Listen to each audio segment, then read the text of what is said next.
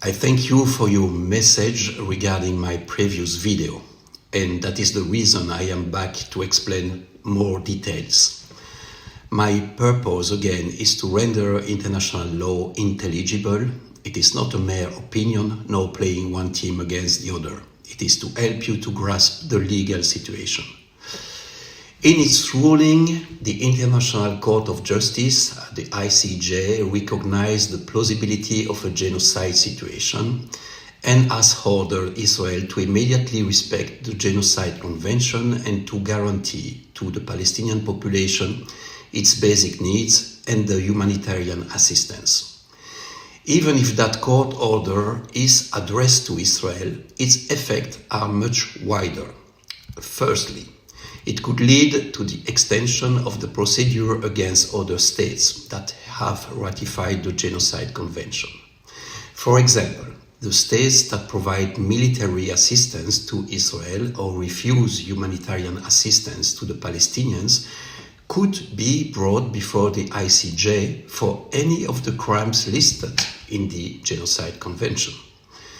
Many Western countries are also enforcing public policies that could be considered as aiming to dehumanize the Palestinians or cutting them entirely from the public debate. That could be seen as a complicity in the crime of incitement to genocide, like in the UK, France or Germany, to list the major cases.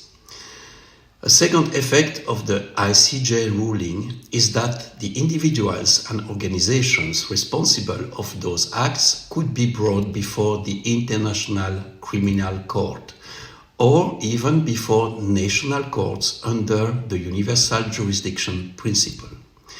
In that hypothesis, they could be put on trial not only for complicity in genocide, but for the full range of infractions against international humanitarian law, down to the simple domestic laws punishing racism and other discriminations. I give you some examples. Since refusing to enforce an illegal order is a duty for any civil servant, potentially any civil servant having to decide on exporting military goods to Israel could be put on trial when enforcing such policies. The same for those deciding to stop or put obstacle to humanitarian assistance to the Palestinians.